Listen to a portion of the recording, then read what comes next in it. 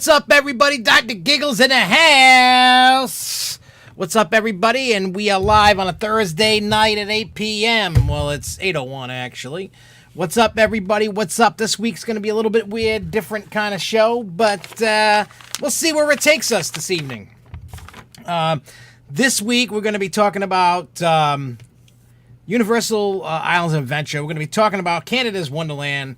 We're going to be talking about Discovery Cove. We're going to be talking about Walt Disney World Hollywood Studios. We're going to be talking about Epcot. I'm going to give a Fairtown update. We are going to give a Hornapalooza update. We're going to talk about Ace Nor'easter and whatever else pops up inside tonight's show. So don't forget, before we get into all this crazy madness, that make sure you join us in this chat that we have going on. If you look to the screen, look to the right, there is a chat room, so don't be afraid to chit-chat in the chat. We take questions and have fun and all that. If you're new, make sure you click subscribe. If you enjoyed the video, click a thumbs up, and make sure that you share this post. That's how we grow, and that's how everybody can watch the show when it comes out. So without further ado, let's get into all this craziness. First, I wanted to start with, what do you call it? We'll start with Canada's Wonderland. And I don't have too much news. It's more of kind of updates and things that are going on. And the show could be long, could be short.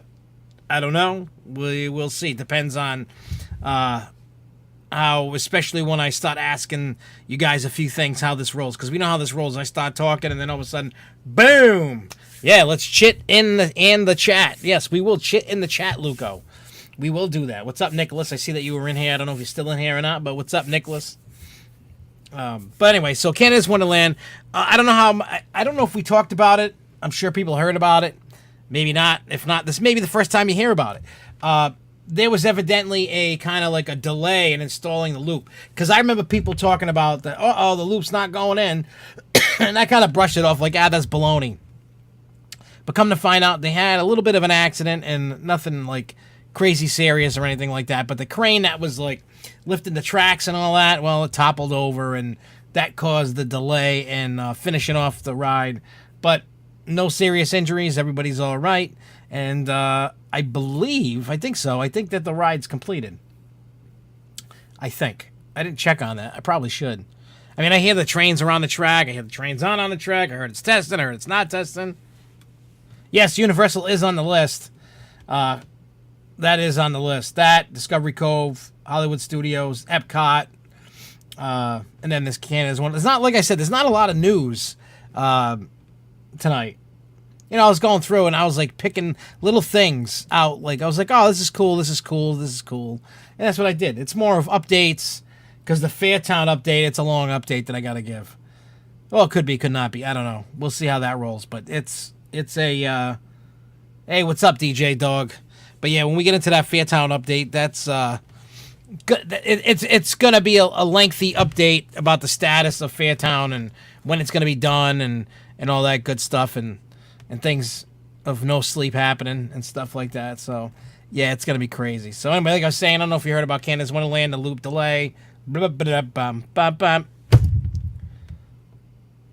Oh, trains are on the track, testing in March. All right.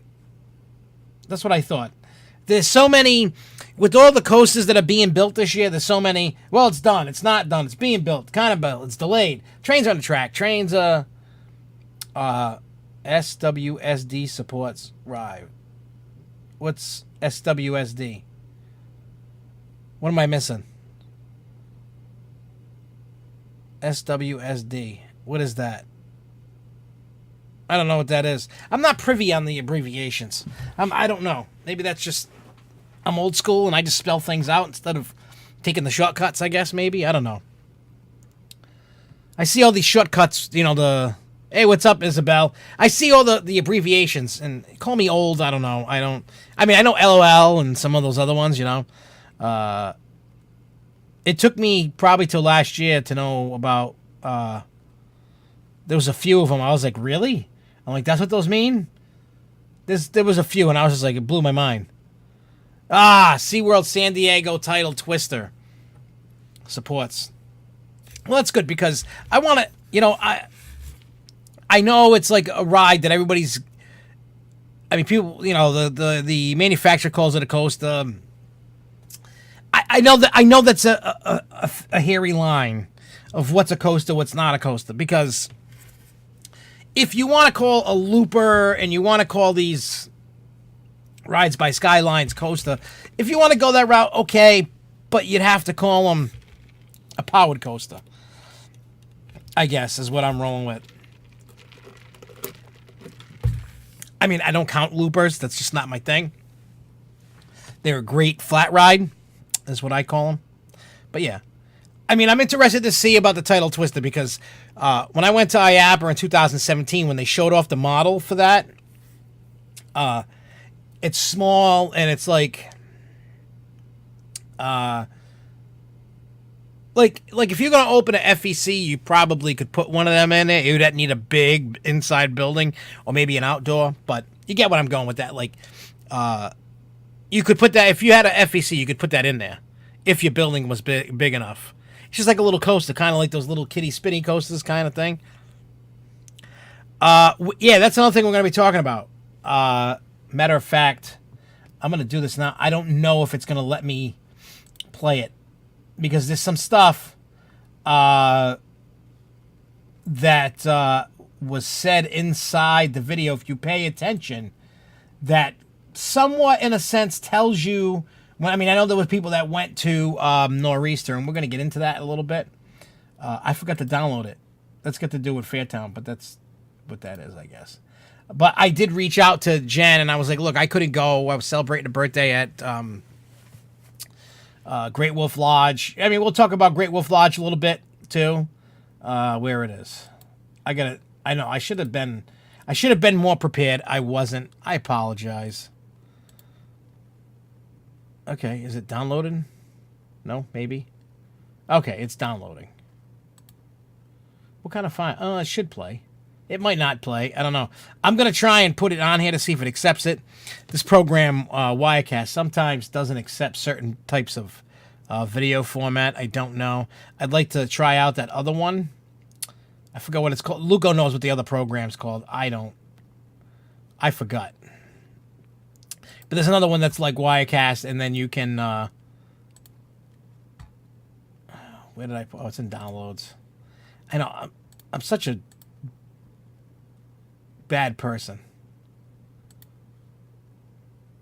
I guess it's going to work. It took it in. It didn't tell me to, pound sand, so that's good. That's good. But when we get into that, we'll talk about that with the... what do you call it? With that... I totally agree with you. I totally agree with you, Cody, that if Skywarps are coaster, Super Loops are coasters, and Super Loops are not coasters. I mean, we all know. I mean, how long have them Super Loops been around for, like, ever, right? Right? They've been around forever. And when you see them, up until Six Flags bought them, I've never once heard anybody call it a coaster. Never. I never counted it. I've never seen it. Nothing. Like, it was just straight up. It was a carnival ride. Every carnival I went to, I had never really seen them in parks. And then all of a sudden, boom, they're coasters. I'm like, it's a circle. It's a flat ride. I mean, I get what they're trying to go with it. Another marketing scheme. It was like when Green Lantern first opened up in Magic Mountain. When I seen it, I was like, it's not a traditional it's weird. And then, like, as I've been to parks and, I guess the rule of thumb for what is designated a coaster, I mean, if you take out the powered coasters, and what do you call it? The coasting, it's like you're going up and then gravity feeds it the rest of the way. And then that's a coaster. So, like, but like a Super Loop and those Skywarps are not like a traditional coaster. They're powered. So I guess if you went down the road and called them, I mean, I don't, but there's always that line of people that, no, there's people that want any coaster credit they possibly can get. And they will go to extreme lengths to get a credit. And if like DJ Dog was like, hey, if it's on RCDB, then it's a coaster. Now RCDB goes based on, excuse me, what a manufacturer says a coaster is. I believe that's what they do. I mean, if they're calling a Super Loop a coaster, because if you go on Lawson's website and you see what they designated as a coaster, not a flat ride. So tit for tat, I guess, right? I don't know. I don't count them. I've never counted a Super Loop. I don't plan on it now, and I'm gonna look at a what do you call it? A Skywalk. I mean, I know based off of what I've seen, it's powered. It can't. I mean, a Skywarp is just like a different shaped. What do you call it? Super Loop. That's really all it is. I mean, if you count them because the manufacturers say they were credited, hey, more power to you. A lot of people like myself will not count them as a coaster. Oh, I've done some crazy things for legit credits. I'm not innocent. I've gone and hit little kitty coasters, all like these different FECs and stuff like that. I've done whatever I could. I mean, it was great when there was a lot of credits that you needed to have a kid with you to get the credit, and my kids were little, and I could just take my kids and go get the credit. I mean, trust me, I'm a fat ass, and I stuff myself like a pepperoni pizza little thing, like a pizza roll inside some of these little roller coasters. And let me tell you, there's pictures and you can see I'm hurting. I'm like, oh, like I'll give you an example. Six Flags Great Adventure and the Looney Tunes coaster over there, that thing hurt. Like, that's definitely made for a kid, not an adult. Adults can ride it, but it's like being stuffed, and it doesn't feel good. I mean, just for a credit, you know, like the lengths that we all go through to get a credit is crazy.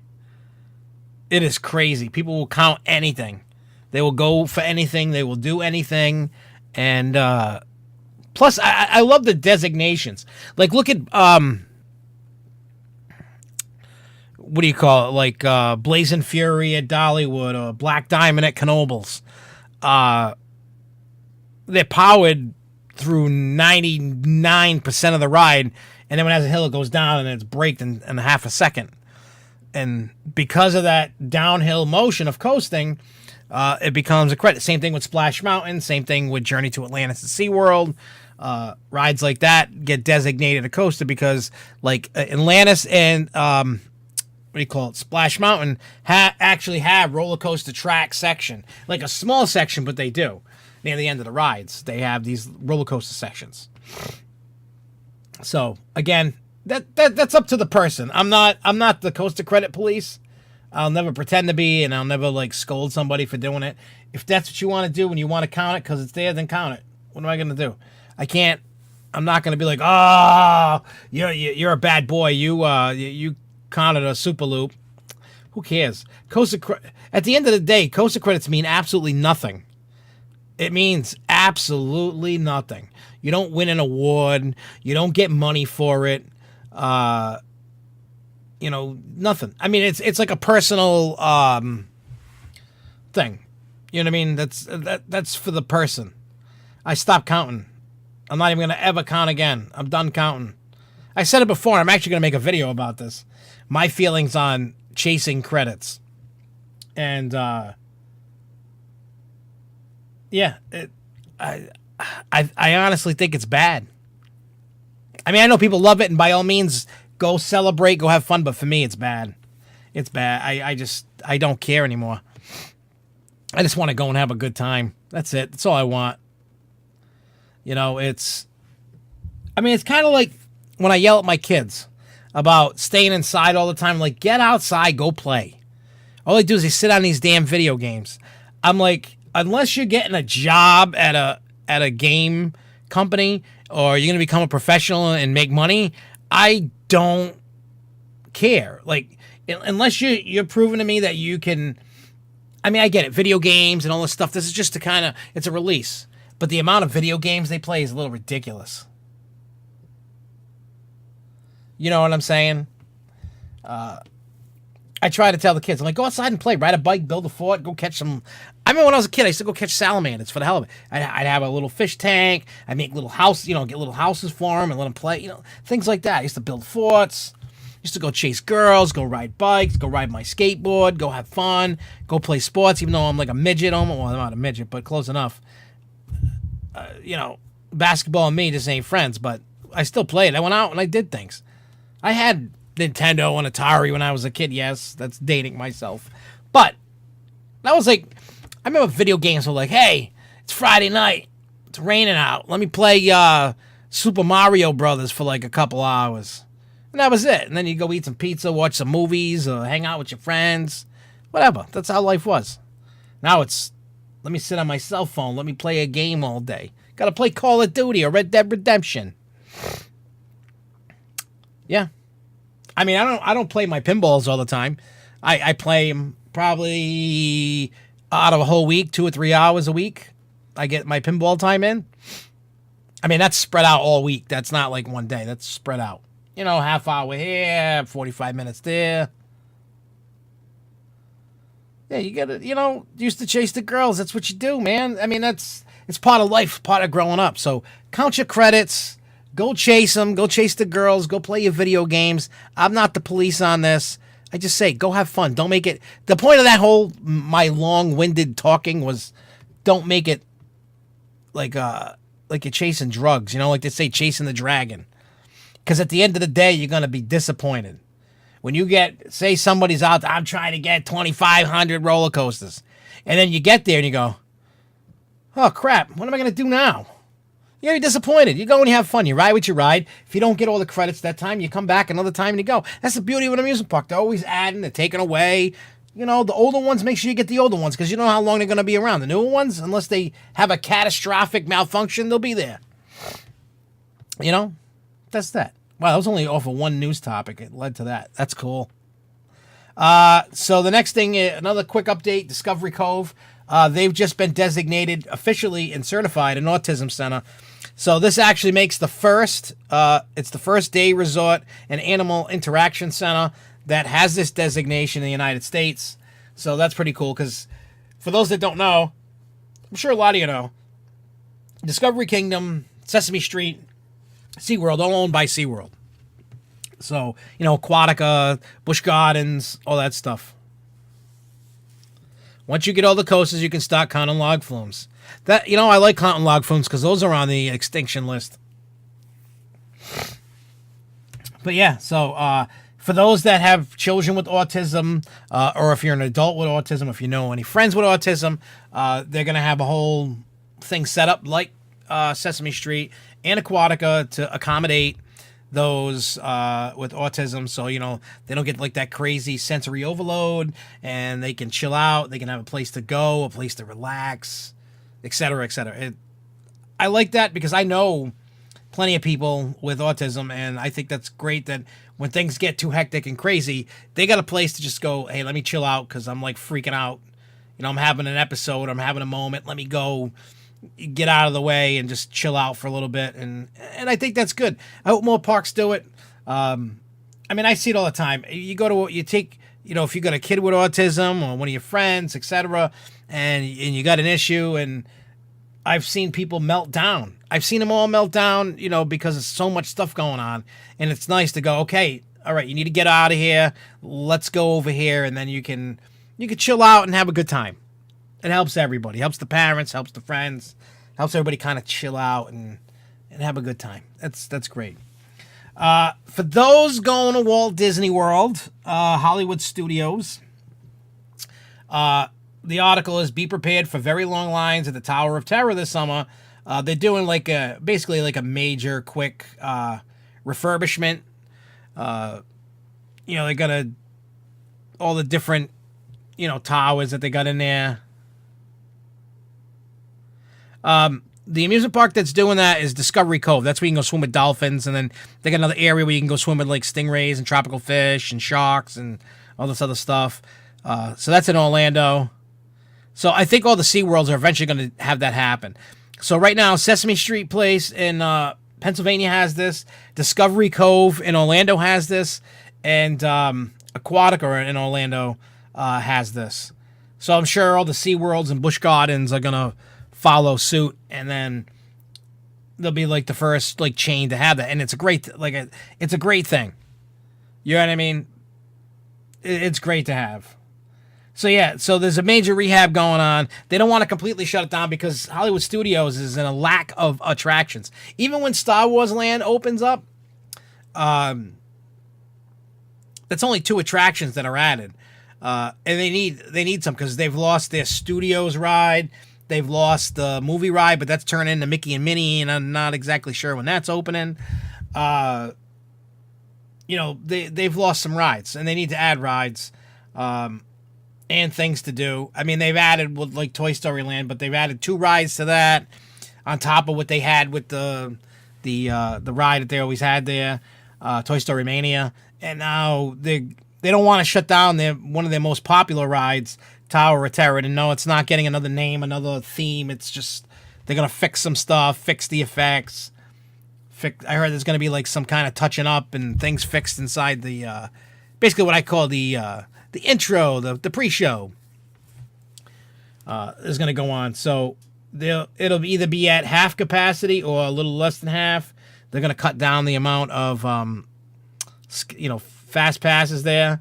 It's supposed to be all summer, reopen in the fall. So potentially when I go in October, there potentially that could be going on. No, I can't get free flights to different states. To anything that I do is all out of my pocket. There's nobody paying me for anything. There is no money on YouTube yet because we haven't hit the 1,000 subscriber mark. There's no money for nothing. So don't take that as I'm complaining. I have fun with what I'm doing. I enjoy what I'm doing. So that's what we're doing. You think Minnie and Minnie's Runaway Railroad will open between D23 and next spring? D23, isn't that like August or something like that? I think it's usually when they hold. I don't remember when. And I think this year they're doing a Star Wars celebration, I think. I don't think they did one last year. Let me check that out. I think there's a Star Wars celebration this year.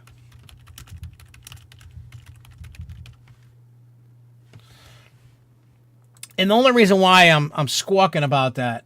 Okay, so in April. Wow, Star Wars Celebration is at McCormick Place in Chicago, Illinois. So this thing travels a lot, huh? Well, in any case, Star Wars Celebrations this year. So you're going to find out more about the rides. And then let me see when D23 is, unless somebody just already said it in the chat.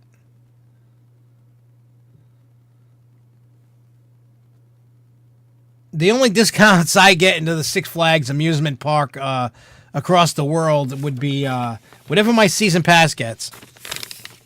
See, here's the thing, the misconception, and I get asked this all the time. Even to like, even when you talk to the general public, ones that have no idea who SFNEOnline is until I talk the air off, or they find out we're an ace or whatever. People assume that we're getting paid to like do all these trips, like to travel and go ride. That's the misconception. Like someone like me, I'm not getting paid for jack crap. Let's just be honest. And you know what? As much as I probably spent thousands and ridiculous thousands of dollars from traveling to equipment to whatever, over the years, that's fine. I mean, I would like at some point to be able to recoup some of that money. If I never do, hey, you know what? I had fun the whole time doing it. And I don't plan on... The only way I'm shutting this thing down is if I'm too old and everybody stops watching or I die. That's really when I stop doing SFNEOnline. So I plan to be like, like the old timer, like 70, 80, 90 years old. Oh, you old bastards. I'm raising my cane at you, going, you're in your crazy roller coasters. That's going to be me. I'll become Coaster Grandpa at some point. Well, I don't want to be a grandfather anytime soon, but you get what I'm saying. But yeah, it's... like they always say, anybody, even all the big YouTubers and stuff, you do it because you love it, not because if you get in it for all the wrong reasons, it fails, you get pissed and you walk away. Like, things get built up. That's why when you guys watch or you guys share it or you comment, it starts, people start getting noticed. And that's, I see all you guys sharing and posting, and I love that. I wish more people did it, but you guys in here that are watching, you guys are always on top of your game. Always on top of your game, and I love you guys for that. You know what I'm saying? It's like, I can't, like, grab you by the hand and go, hit that share button, hit that like button. I can ask you to do it, but are you going to do it? I don't know. It's up on how you felt that day, or if it was the content you like. Maybe you didn't like it. I don't know. But, yeah. The other thing about Epcot, there's not too much news about it. And since I've been trying to put pictures into this thing, and it's not really, like, working right now, it's all over the internet. It's not like a secret. I'm trying to find Epcot entrance. All right. Because this broke, like, earlier today. Basically, Walt Disney World is going to give Epcot a major makeover, so you can get what do you call it? A sneak peek. Let me see if I can try and save this. Oh, I don't want to do that. I don't want to save it as an HTML, but yeah, I can't get the photo. I wish I could show it to you. You guys could see it. But anyway, so basically they're gonna it says the temporary calling at the Play Pavilion, which is a dramatic transformation from the Golden Dome Festival Center in Future World. The space previously housed the Wonders of Life attraction, which closed in 2007. It's only been used for special events like the Epcot International Food and Wine Festival since then. It says what exact details about the type of attraction will feature have not been released. The new pavilion promises a futuristic look. You can see the rendering below on this, and it looks cool. I guess they're just trying to get the kids to play. Here's the problem with Epcot. Epcot right now is boring. I don't know how many of you been to Epcot. Epcot, I can remember going as a teen, and for the most part, it's pretty much the same. Some rides have come and gone since then, but the look is exactly the same. Epcot looks exactly like it did the day it opened, minus a few tweaks here and there. You know, some rides and stuff are going. You know, they're building new stuff, and so you're gonna get a new like entrance plaza, which looks great. You know, it looks really nice. So you're gonna get that. I mean, Epcot needs a huge overhaul. I think we can all agree on this. Like, the main bread and butter for Epcot, obviously, is the ball with the ride inside. Spaceship Earth. Then you got Mars, you know, going to Mars. You got Test Track 2.0, and then you got the countries. Right now, that's really what everybody go. Oh, and Soarin'. Can't forget Soarin'. I heard, like, Nemo's getting an update. What is it? Live in the Land or whatever, the boat ride. I think that's still going on, right? Or am I wrong? I don't really follow Epcot too much because let's be honest. Unless you like the countries, there's not many rides, and it's not very futuristic because it looks like it came from the 80s. It looks like a cheesy Disney 80s sci-fi movie, to be honest. Like, it needs an update. You know what I'm saying? And that's what they're finally doing because they realize, and I'm sure they've heard it all, kids hate going. My kids do not want to ever step foot in Epcot again. I mean, until they stop putting attractions in. Because there's nothing for that. They don't care about the countries. They don't care about having culture at this point in their life. I was the same way as a teenager, and I get it. The last time that I took the kids there, I said, hey, let's go buy some food from every country and just try it. Whether we like it or not, if we throw it away, whatever, but let's try. We went to Germany, we went to France, we went to England, we went to America, you know, we went to all of them. I think the only places we didn't eat at was like the Chinese ones. I think the kids were just like, yeah, I don't want nothing to do with that. So we just skipped those and ate everywhere else and just tried, you know, Germany, I think it was. You know, we just tried stuff from everything, whether it was pastries, food, and we just shared it. We didn't like each get a meal. Italy, we had the meal for dinner. But like, all day we just kept trying either candy or pastry or sharing some food.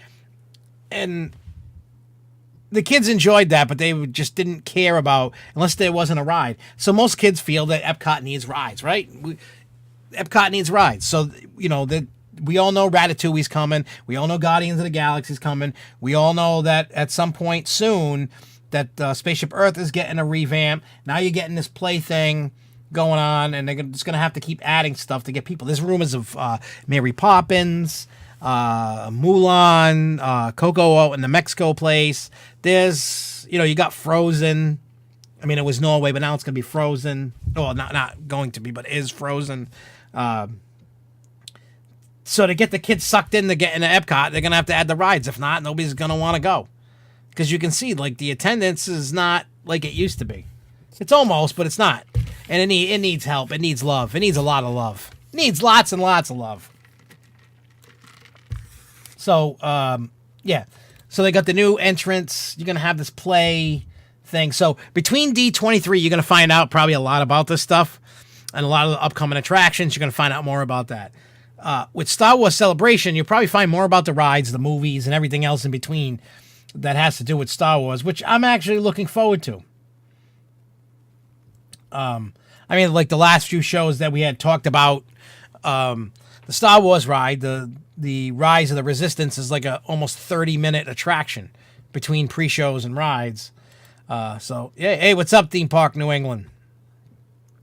So, yeah, needless to say, yeah, that was, is Great Adventure getting a single rail coaster in the next year? I don't know what they're getting yet. I see right now, when we hear things of what parks are getting, we find out. We find out what they're all getting way ahead of time. But it doesn't happen until the parks start opening. So you got to wait for the parks to open to find out what's going on. We'll find out about Great Adventure. We'll find out about Great Escape. We'll find out about, obviously, Six Flags New England. We'll find out what's going on in those. Looks like Innovations are still getting removed, at least West. Was that West that had, I think it's West that had all the futuristic stuff. Like, I remember when I was a kid, they had like a pickup truck with like crazy speakers in it, and they were bumping music out of it and stuff like that. There was all kinds of stuff. I can't remember which one was which. But yeah, Innovation, all that whole place needs to get upgraded to this century. You know what I'm saying? Like, they need to upgrade it and start talking to the future, like, way in advance. They're even going to have to upgrade, what's that one in Tomorrowland there? Oh, the Carousel of Progress. That needs an update, too. That needs a crazy update. So now the last tidbit of news I got, and that's what everybody probably wants to talk about. Have you watched Six Flags TV at SFN? If I'm going to ride line, I've watched the TV. I've probably looked at it. Or my phone. I don't know. Six Flags TV is just what they put on the TV in the ride lines. When you see the TV and they're playing stuff on the TV, that's Six Flags TV. That's all that is. So, Universal... let's try this again in English. Universal Islands of Adventure announced today the opening date for the new Harry Potter coaster and the name. Now, this it's a mouthful. I remember, like, Six Flags New England's got Gotham City Gauntlet Escape from Arkham Asylum for a long name. This is, like, second place. Hagrid's Magical Creatures Motorbike Adventure. I think the name of it's too long. Now, we've been talking about this for a while, this ride. I think the last time we talked about it, I think we talked about the possible name. The opening date for this is June 13th, which is actually the year that my grandmother died, the same day. But back in 2003, so we're talking 2003, 13 was 10, plus 6, so 16 years. 16 years on that date was the day that she died. And actually, when she died, it was Friday the 13th, which was crazy. But yeah, so we all know. And then if you look at the picture, and I tried this, it wouldn't take the picture in. Damn it. Shows Hagrid riding his bike, with the sidecar on, all that. I think they should just went Hagrid's Motorbike Adventure or something. Or Hagrid's Magical Adventure would be nice, right? That'd be nice. But I get it. They're trying to incorporate Hagrid. They're trying to incorporate the bike. It's not really a win-win. I mean, people just... Somebody will come up with what is the abbreviation? HMCMBA. That's going to be the... Yeah, let me see. I'm going to put it in the chat. HMCMBA. There you go. That's the abbreviation of that coaster. That's crazy. That's nuts. I mean, it's kind of like pinball. They have abbreviations, like Metallica is MET, and the Addams Family is AF. Oh no, TAF, and Tales from the Crypt is TC, and so on and so forth. Rob Zombie is RZ. I know April 6th is SFNE opening date. As we get a little closer, I'll compile the list of dates. I don't do that exactly. I wait until like the end of March or maybe middle of March before I start blasting out the dates. Because like I said before, up until a couple of years ago, there wasn't a lot going on to continuously do the Grow Show all the time, even at this time of the year. Usually I was coming back maybe now, maybe March. Look at that. Can it be late? May 4th. Look at that. People are just dropping opening days. They're just dropping mics. It's awesome. So now you know the name of the coaster. Now you know the opening date. Now you know when not to book a trip to Universal. You know when to skip it and not go anywhere near that place. I mean, you know that. If you go there and you want to sit in them long lines, I'm going to call you an idiot. It was like my rant a little earlier when I was talking about there's no reason to chase coaster credits and da-da-da-da, for my personal thing. Same thing. If you want to go and waste your whole day to one ride, you're an idiot. You don't need... Who cares who gets the jump on it? Because the people... The bigger, fan sites and YouTube channels would have already ridden it before that day. When they have their media day, people would have already ridden it, already covering it, and all that stuff. So, okay, you can watch the video, wait a month, and there you go. You don't need to run. I mean, I know it's like, oh, I have to ride it. I'm a huge Harry Potter fan. My life is not complete unless I ride that ride right now. I have no desire to go anywhere near there. Matter of fact, when I go to Florida in October, I have no desire to even go there. Park's overpriced. Overpriced. That's what I think anyway. Yeah, Great Adventure's opening late this year. I heard that. I still think even April 6th is too early. It's not warm enough. I mean, maybe down in Jersey might be, but up here, you can still get snow on April 6th. And that may happen, too. It's possible that our opening day gets delayed because of snow. I wouldn't doubt that at all. Not at all. Look at that. Great Escape is May 11th.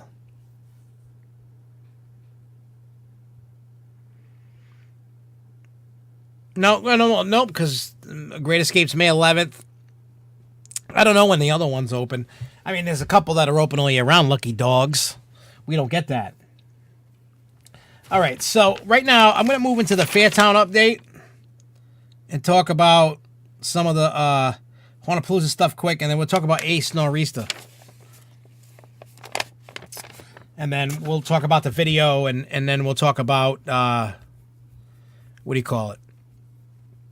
We'll talk about Cyborg and the upcoming visit to Six Flags New England I got coming up, etc., etc. Any case, so Fairtown, a lot of people have been asking me about it, even the actors from Fairtown. People have been chiming in.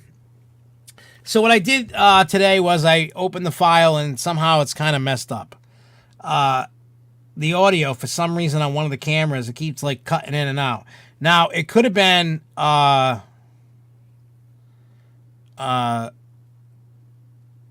it could have been because I moved files around like an idiot. Probably should have waited, but I didn't. So that could have done it. But it's only like one camera. Everything else is kind of fine. I have to keep rebooting. It could be my computer is messed up when editing this stuff. I've brought it down not to show it HD. I've done the optimization on it, on the program. I've closed everything else. I have to keep like editing a little bit, save it, shut the program down, reopen it. I mean, it could be the program. I don't know. I've got all the updates for it and all that. So either the process is too slow on my computer and can't handle it again, and I'm killing it. I don't know why. Or, and I've rebooted the computer like 6 times today. So basically what I did was I started from scratch, but I started writing down the files, the placements, the music, the sound effects, the whatever, however it was, so that way I don't have to sit there and just like go crazy. Plus, because the way that I had edited this long, it's at least an hour and 15 minutes long. It's going to be minimum an hour and 15 minutes long, because that's how long it took us to go through the haunt. But what is really like a 15, 20 minute mark in the haunt ended up being at a 45-minute. I am editing off the hard drive, not the SSD. It's straight on the hard drive. I'm not editing off any USB thing or nothing. Straight off the thing. These are, well, no, actually, no, that's a lie. Where the files are, and I should probably move the files to the hard drive, is off that, what is it, 4 or 8 gigabyte? No, the 4 gigabyte, terabyte hard drive. That could be the problem, too. Which is stupid, but yeah. But still, I should be able to, when I first started editing, I had no problems on this computer.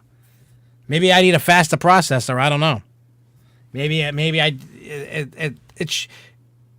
Regardless of off a new terabyte hard drive thing, it shouldn't be acting slow. It shouldn't. It's plugged into the correct port, like you always say. Is it 3.0? Yep, it is. Luco, you're my tech guy. You're my Lord and Savior when it comes to technology. You may think I'm like looking at you like a sack of potatoes. I'm listening to everything you say. Luco is the master of technology here. He's the one that built this computer, except, it's just crazy. Luco, when you come here tomorrow, I'll show you. You know what I'm saying?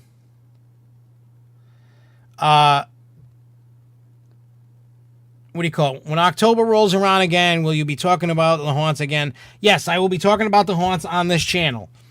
I'm leaving. It's going to go on both channels, but what's going to happen is September and October is when I'm going to be talking about haunts. And the only reason I want to bring this up is, one, the people that watch this, I want them to go, if you like haunted houses. If you don't like haunted houses and you don't like that kind of stuff, you don't like horror music, movies, TV show, you don't like any of that, by all means, I get it. You don't have to subscribe, well, you don't have to subscribe either way. But if you like that kind of stuff, make sure that you go subscribe to it. But when September and October roll around, we're going to be talking about the haunts. SFNEOnline this channel is not going to get deprived of haunts because I have Hauntapalooza YouTube channel.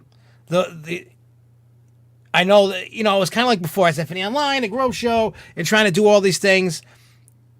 And I probably should never listen to anybody.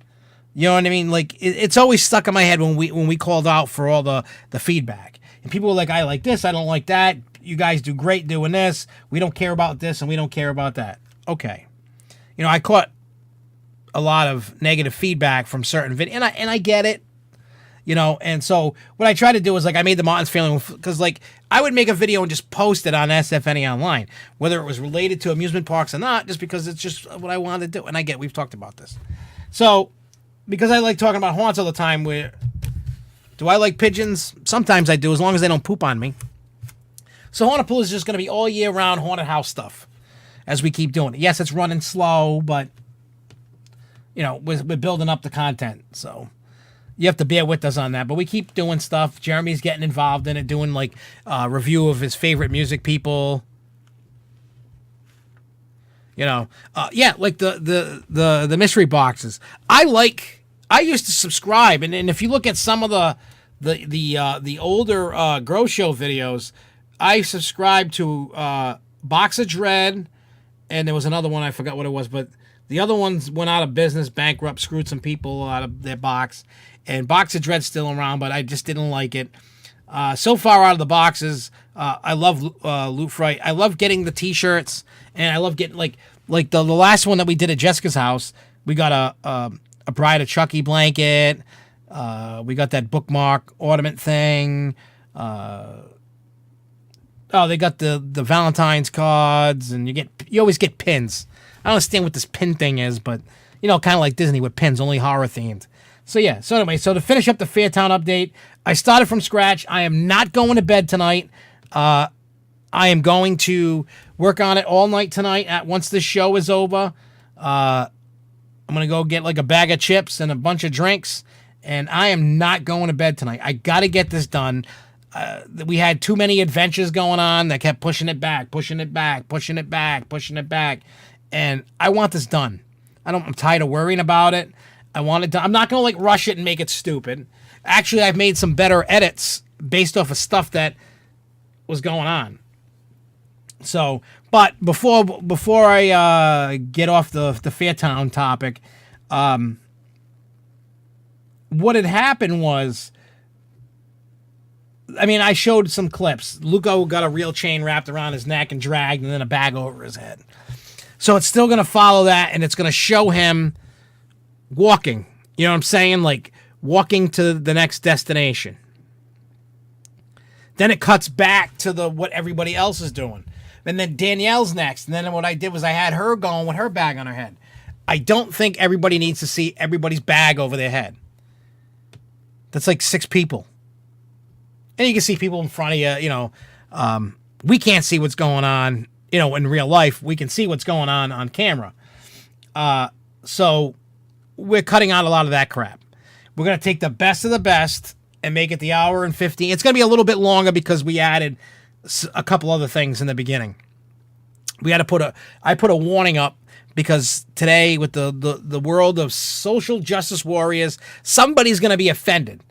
And so what I decided to do was not put Fairtown on SFNEOnline's YouTube page.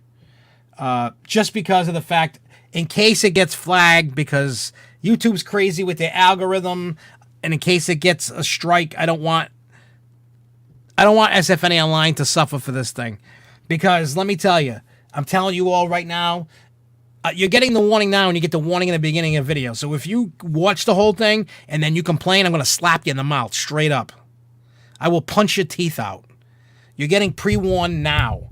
If you do not like foul language, you don't like violence, you don't want to see adults and kids get thrown around in a haunted house where they touch you, it's called extreme fears, then you're going to yell, scream, swear, chase you, touch you with chainsaws, throw you in coffins, wrap chains around your neck, call you names. So, and the first to the Hauntapalooza podcast channel, I don't know what that means. So, like I said, people will probably get offended. If you're a kid, maybe you shouldn't watch it. I don't know. But there's a warning in the beginning. If you don't pay attention to that warning and you go and flag the video, or you cry about it in the comments, or you cry about it on Facebook, you're an idiot. You're just a troll and a jerk. I get it. Some people are like, oh, I didn't pay attention.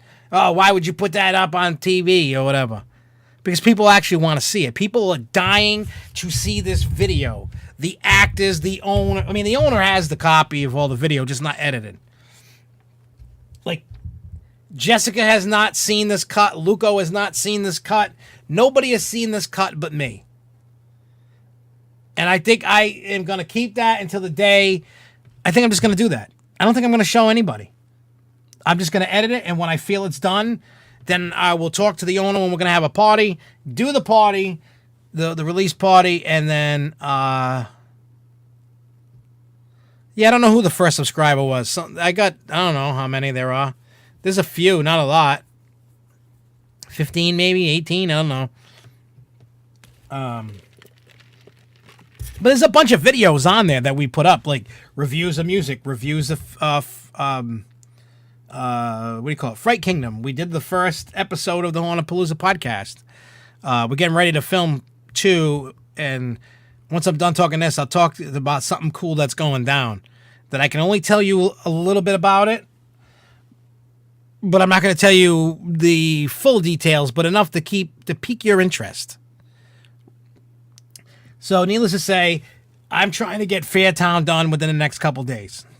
I'm hoping, and what I mean by the next couple days, I mean like it's all laid out, and I had, like I said, because it was night vision cameras, I had to turn it from the pink and the green to black and white, so it's like a black and white movie.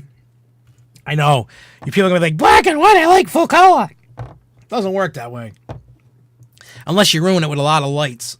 And then that ruins it for the actors and everybody else. So we didn't do that. So a lot of people are dying for this video. People in the haunt industry, other haunts are waiting for this, for us to release it. The owner is waiting. I've talked to several of the actors from Fairtown. They're like, when is this thing coming out? Fans that I've met, like, that have nothing to do with amusement parks, that watch the reviews, are like, when is this thing coming out? Like, we want to... I'm like, it's coming. It's just slow. You know, So, I'm going to be editing this thing. I am not going to bed tonight. I should be able to get, like, 90% of it done. If I don't, like, screw around tonight, and I just focus and just get back in my rhythm tonight, I should have almost all of it done tonight.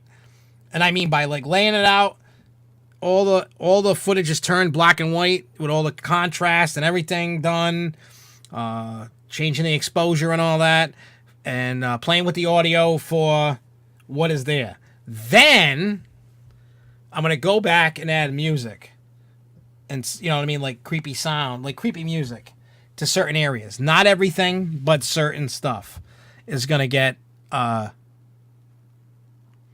do you call it? There's going to get music. There's going to be music played down low so you can hear music and you can still hear the people. There's some cool stuff. Because, like, I don't know how many of you know Cliff and Judy Sales and their son Nicholas. Cliff had a regular GoPro and it doesn't really pick up too much.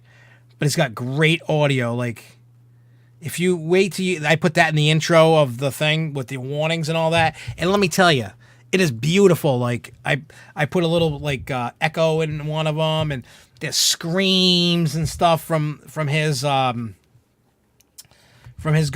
Like it is. This isn't going to be like our usual walkthrough videos. Like we're actually putting. That's why it's taking so long. 8 cameras, hour and 15 minutes a piece. And you're going to see some crazy stuff. But the stuff that hits the cutting room floor, at first, we were like, we can do another cut. I really don't want to do another cut. That's a lot of work. I mean, I was probably almost halfway through, maybe, I don't know, 30% of the way through the video before, and then it crapped out. And so, yeah, I really don't want to... No, not that I'm aware of. I don't think they're related. So, needless to say... yeah, it's going to be crazy. Like, I can't wait for you guys to watch it, whoever's into that stuff. Now, nobody, just so you know ahead of time, nobody got hurt. Everybody had the time of their life. People, you'll see, people were afraid before going in, and you'll see that, and then you see how they are when they came out. It was awesome. Plus, we get to go in the candy rape van. Like, you don't know. Like, that's why, and I think this video... See, the cool thing about that they letting us release this video is they change the haunt every year. It's not the same. It's different every year, which is awesome. So that means and we get to do it every year, which is great too. So based off of what we did this year, we know what we can do. You know, last year we can know what we can do this year, and It's going to be awesome. So let's move on to the Hauntapalooza aspect of this that I wrote down. All right, so like I was saying earlier, we have a bunch of videos up. So if you want to check out, what I'll do is I'll put the link in the description after the show. If you want to click it, by all means, go. What do you call it? Go subscribe. Check out the videos. This is the first podcast. There's some behind the scenes stuff. There's reviews. There's some TV review, TV show reviews. There's horror theme music reviews that myself and Jeremy did. We talked about Big Ballers because we didn't do a review on that, and he really wanted to do that. So that's how he's contributing to all the music that he likes to listen to, like Insane Clown Posse and Light and Ouija Mac and all that stuff. So that's what, it's his thing that he wants to do for it. So that's fine. So we're getting ready to film episode 2. Now, either episode 2 is going to be part of what we're doing or episode 3, but I've written out episode 2 just in case that it's not going to be this other thing. I recorded a new song. I can't even give it the title because then I give away what we're doing. It is haunt related. We're filming a video in a haunt. I know Lugo knows, so don't say a word, Lugo.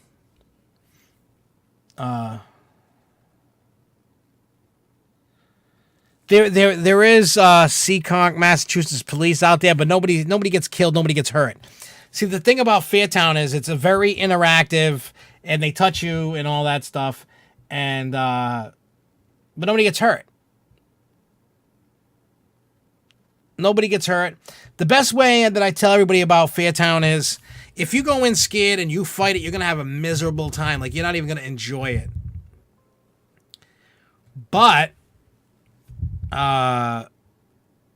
if you go in there and you play along, you will have the best time of your life. Because like Danielle was terrified. She tried getting out of it.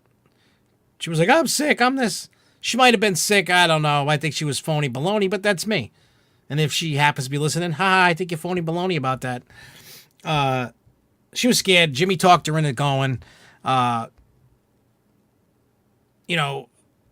Devin was such a scaredy cat. He did not go. He went the first time and absolutely hated it. Jeremy didn't want to go when I forced him to go. I'm like, I need that kid aspect in this video. So Cliff and Judy Sales and Nicholas Sales came. Danielle, Jimmy, myself, Alyssa's friend, Jessica. My father went. My father is 70-something years old. And he had a ball. What do you call it? My brother went. His girlfriend went. There was 14, 15 of us. We had people were like, I don't know. I'm kind of scared. Like, I don't know. Like, people were legit, like, messed up. You know what I'm saying?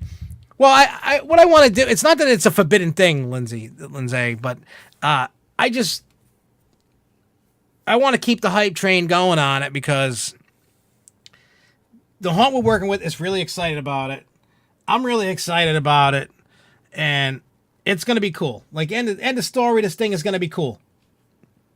And I recorded that on Monday. And yeah, it's been it has been a and this was all done like last second, and this haunt is really cool, and they're letting us do it. They were like, "Yep, no problem." So yeah, so we're gonna roll with that. I gotta set up a day to go do it, and then we gotta figure out how we're filming it, because we can't have everybody in the video because we need people to film it. So I don't know. I mean, some of the scenes in it, I'm probably not gonna be in it, so we could take turns, like, you know what I mean, like being in and out of the scene, filming it.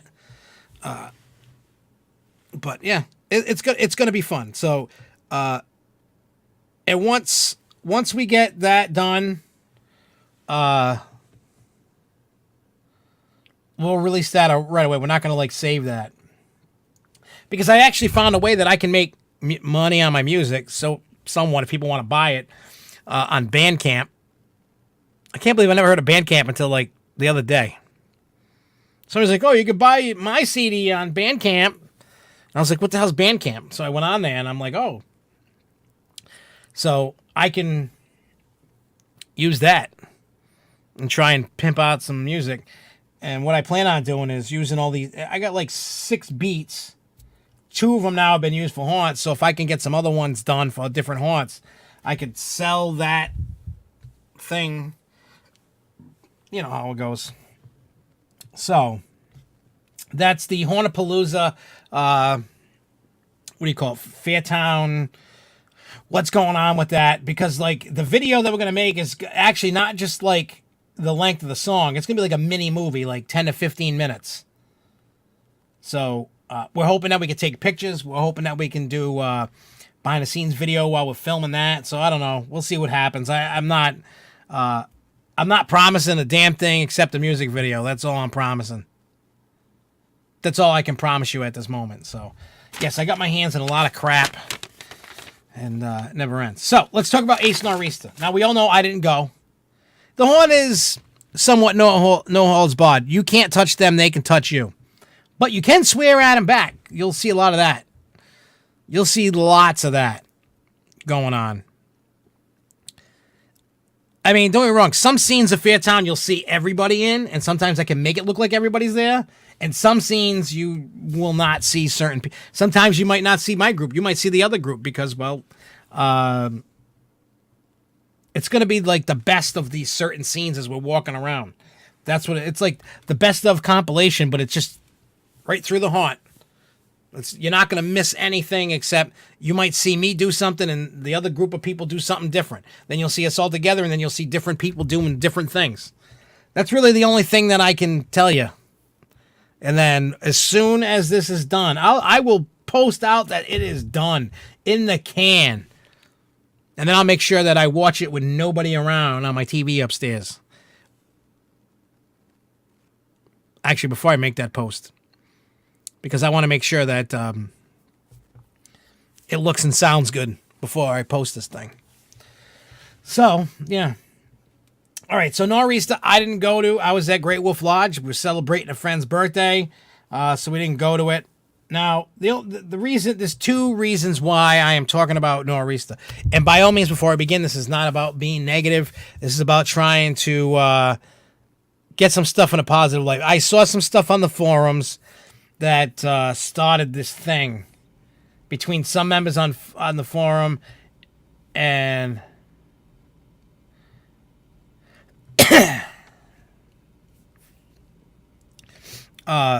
and Russ. And I mean, and I don't mean this in a bad way. Again, this is not about negative bashing Ace, bashing forum members. This is just when you hear what I'm talking about, then you'll understand what I'm talking about. So during a Q&A, somebody brought up the question, why doesn't what's the deal with the events for Six Flags New England with Ace? Because I've always questioned, like, is there a beef? Is there something? Because nobody knows, nobody talks, nobody tells you nothing. You know what I'm saying? So, like, you don't know. So I saw this stuff being posted on the forums on SFNEOnline, and then, like, this conversation was going on. So what I did was I messaged Russ privately, and I said, look, I'm like, I don't know what's going on. Like, I wasn't there, so I'm just trying to find out what's going on because I'd like to know. Is there anything I could do if there is a problem? Is there anything I could do to fix anything? You know what I mean? So he called me on the phone, and we talked for about, like, 20-something minutes on the phone, almost 30 minutes. Then we were talking. He was kind of upset about some stuff. And so I said, look, we need to find out why his and Sean, you can correct me if I'm wrong about this. I'm just going based off of what I was told and what I seen. But what Russ told me is what he said at the thing, and it was misunderstood, I guess. There is no beef between Ace and SF and Six Flags New England. The reason why they don't do events like back in the day is because of attendance numbers. Like, they did an event for, what do you call it? Last shift during Fright Fest, which was free. You got a snack, You got 2 hours of skip the line pass and a Q&A session, plus behind the scenes of the haunts. And that was free. You didn't have to pay for it. Like a lot of events with the ERT and da-da-da-da-da-da-da-da. It is, what do you call it? It's, usually you're paying, 20, 30, 40, 50 bucks. So when I talked to Russ, they said the park would love to host an event the size of Riding of the Bull. Right? They want to, I've had that conversation with Jen, and when Kyle Kroger used to work there in my off-season meeting, they want to do that.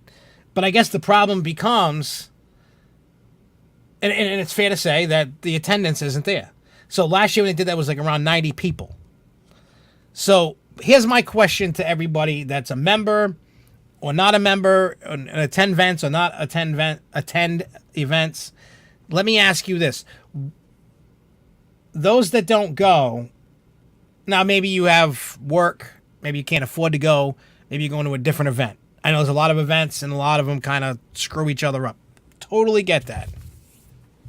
So why is it you don't go to events? Basically is the question. Is it you don't like the quality event? You don't like that there's no ERT? You don't want to pay for food? You don't want to pay for an event? I don't know what it is. And please, anybody don't take this as negative.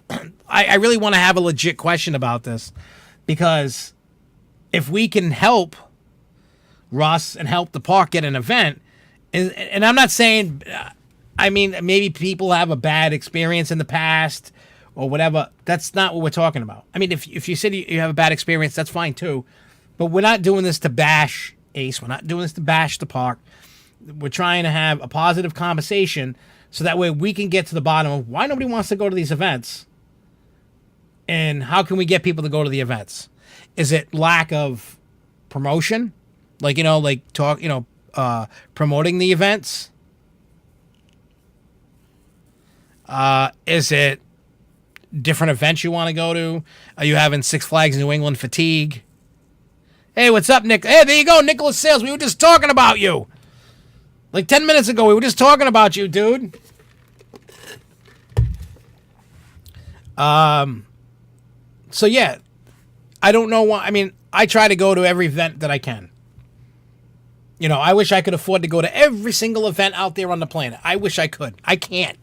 I don't have money like that.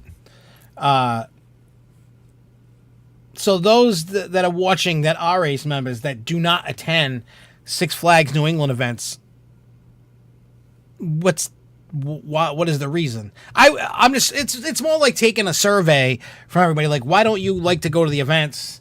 Is there something better that we could do? Because Russ put out a survey like 2 years ago, and basically because of that survey, that's how we got the Fright Fest event. And I thought the Fright Fest event was awesome. Like, I don't have a problem with it. Would I love to have ERT and night ERT and this, that, and the, of course I would love that. Well, the thing about the state was because of the state only allows them to have certain amount of operating days, and they went to court and lost. I heard about that. Russ was saying they were trying to get more days to operate, so that's why Russ is the rep for Ace New England. That's who Russ is. He's the one that's in charge of events and stuff like that for all the New England parks. That's who Russ is. So, no, his name's Russ. Maybe it could be Russell. I don't know. Yeah, I had no problem with the Fright Fest event. I wish I could have filmed it, but I couldn't. But it was still fun. Like, I had a lot of fun doing it, I thought it was great. 2 hours of skip the line. We got a snack. We got to have a Q&A, even though I missed that because of the skip the line pass. Plus they had they had the Q&A with the cast of Graveyard Groove. It was fun, and for being free, I didn't like it. Yeah, the state allows Six Flags to operate a certain amount of days. Hey, I've been great, Nicholas. How about you? We were talking about Fairtown, the video. I had to start from scratch, but I will have most of it done tonight. You can bet your bottom dollar on that. So, But yeah, like I said, if you don't go to events, I would like to know, and then I could pass the information on. Like, I've talked to Jen, and when Kyle Kroger moved to Great Adventure, so he's there. So, you know, they're not asking me to do this. I could probably even get in trouble for stepping on toes, but it's a risk I'm willing to take because I want to see this region succeed, and I really want to have a Riding of the Bull caliber event at Six Flags New England. I know people give the park crap. We hear that all the time. I love the park. I think it's an awesome park. You know.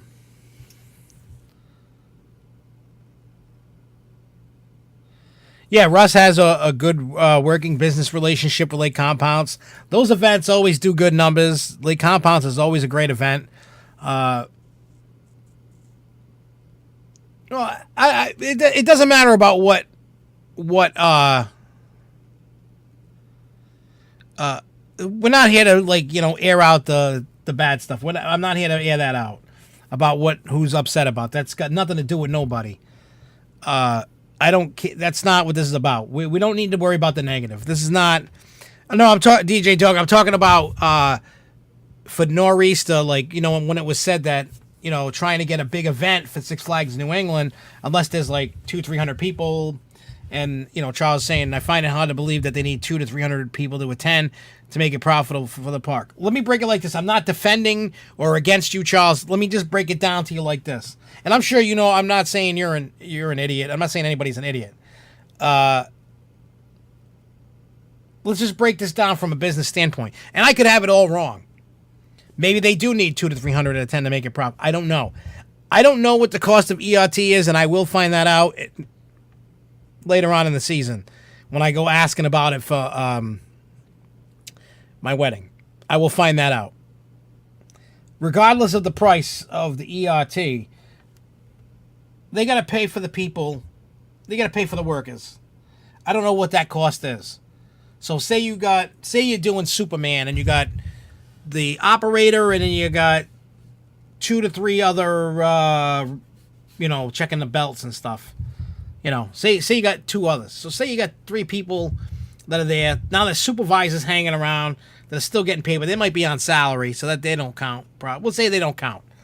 Now you got security that's on hourly, and they're waiting for you to get the hell out so they can comb the park and get the hell out too. So you got all these people that are costing them money. So I don't know. And usually when they say the price is $1,500 an hour for Superman, we'll just go with that number. I could be wrong. I don't know what the number is, but say it's $1,500 an hour.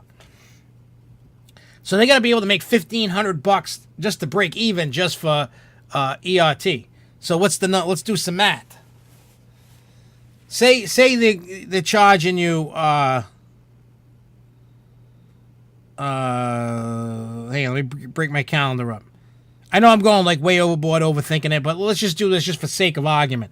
Say it's $1,500, and say you want the event to cost $35.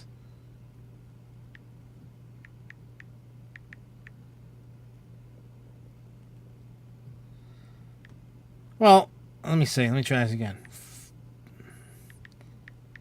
At $1,500 divided by 35 comes out to, say, 43 people. You would need 43 people just to break even for ERT. And ERT is probably more like 2,500. I don't know. And that's per coaster. That's not like for everything. So say it was $4,000. The event was, and you want it to cost $35. You need about 115 people to break even. All right, so just to break even, say the total event cost was $4,000. I don't know if it is, but you need a total of 115 people to break even at $35. So with that being said, now you're getting, they probably want 200-300 people to really wet their whistle to be like, hey, you know what I mean? That's just a business standpoint. I'm not saying anybody's wrong or right. I don't know what the official costs are. But if the event costs $4,000 and you wanted to charge $35 a head, you needed 115 people just to break even. They don't want to be in it to break even. They probably want, so if you got, say you got 200 people times $35, that 4,000 turns into 7,000. So now that they made, a few thousand extra. They made 3,000 extra on the event.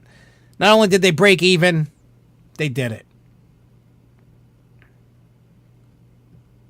You know what I'm saying? So you get where I'm going with that. I mean, if I'll be honest with you, if it was my park, I'd probably want 200 or 300 people myself. I'd want that 7,000 instead of the 4,000. I mean, let's be honest for a second. The coaster groups and coaster enthusiasts are really a dying breed. It's a dying thing. As parks become more savvy and holding their own events, they don't need people like us. They don't need what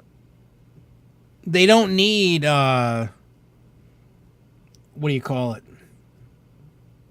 They don't need coaster enthusiasts. I mean, they love having, like the SFNEOnlines and the Coaster Kids and the Coaster Studios and the, what do you call it? The Screamscapes and TPRs of the world. You want to know why they like those kind of people? Because we're getting information out to people I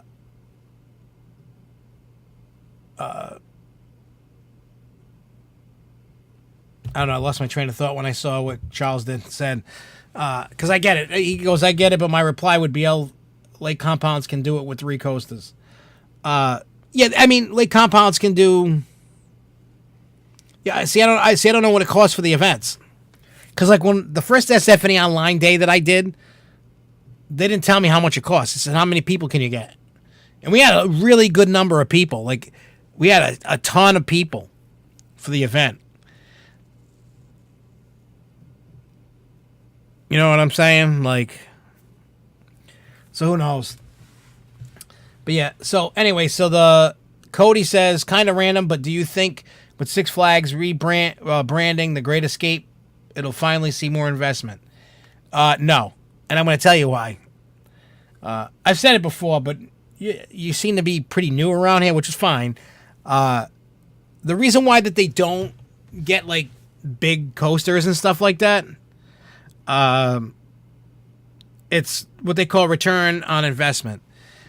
Great Adventure will not, Great Escape will not get huge return on any investment, over a certain amount. They know what the return on investment is. They know the amount of dollar amount and how long it takes to get that return on investment.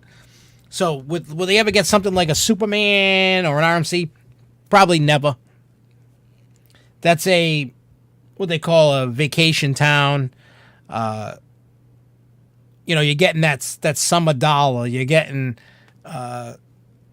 just the people that travel up there. You're getting a lot of family, so they stick to that kind of thing. The water park is huge for them. You're going to see way more investment in that water park than you are anything else. And that's just, when they say $12.25, Eli, that means $12.25 an hour. So yeah. It's just one of those parks that no matter, they've probably tried like investing in big things, and then it just, like, I would like to see like Gotham City Gauntlet get taken out of New England and put up there. That would do great there. They'd only have to pay for the deconstruction, reconstruction, and transportation costs, whatever that would cost to do that. It's pennies on the dollar. That coast has already made its money back and then some. So they're gonna get hand-me-downs and small flats. And then a bunch of water park stuff. That's all they're going to get. They're not going to get like huge, major investments because they can't recoup the money. They're not open long enough. And it's just not there for them for that. If they build it, they will come thing doesn't work for Great Escape. If you build it, they will come. It just doesn't work for them. So yeah, with the whole, I mean, personally, well, when minimum wage becomes $15 an hour, the cost of tickets and everything else goes up with it. First of all, I've said this 1,000 times. When you look at a regular season pass, which most people buy, or the cheap memberships, it's practically given away. It is cheap. Six Flags has become and made themselves a babysitting service. That's why you got all the riffraff and you got all the problems you got, and a lot of people make Six Flags as a joke because of all their cookie cutter cloning of rides and coasters and all this other stuff, because they don't charge enough. I mean, look at Cedar Fair. The amount of money they charge for their passes, they don't like just give them away. It's not that cheap. They're more money than Six Flags. Not a ton more, but they are.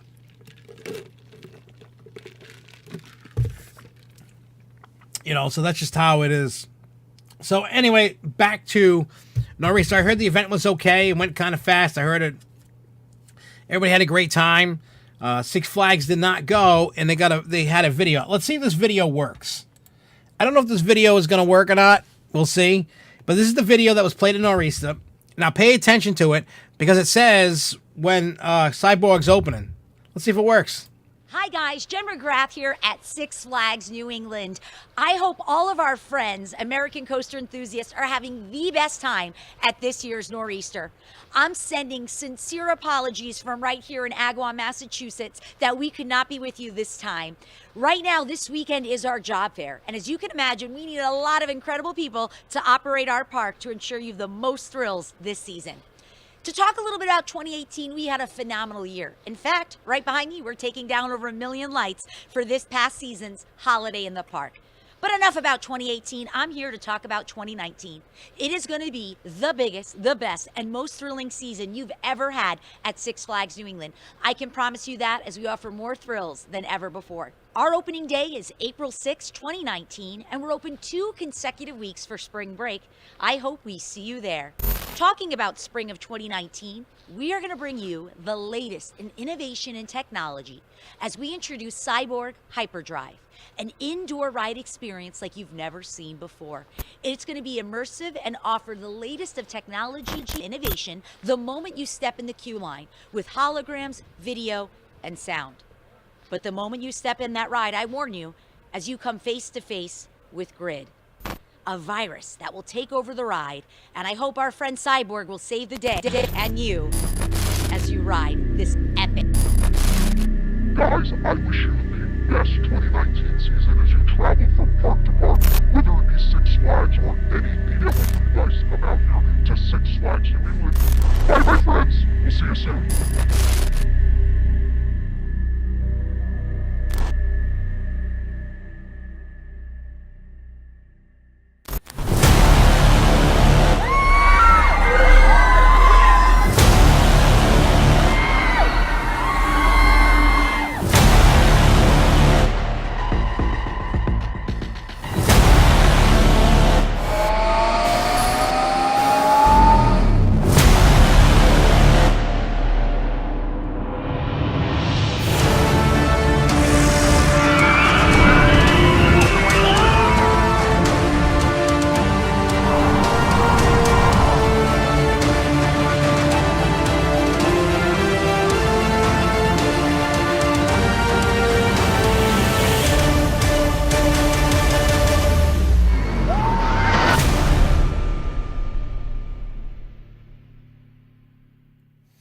All right, so there was the video. So spring, whenever that is, in 2019, it's gonna open. I'm hoping, I can't promise, but I'm hoping that I can get in there and see something going on when I go there. But probably not. They're probably gonna say, I don't think so, but you know, we'll find out. Let's see. Hey, what's up, John? And, you know, hey, you're here. That's all that matters. You know, I'm not gonna. What do you think I'm gonna do, John? You think I'm gonna spank you for being late? You bad boy! You're getting a spanking. You were late to the Grove show. You bad boy, you. No, not really, but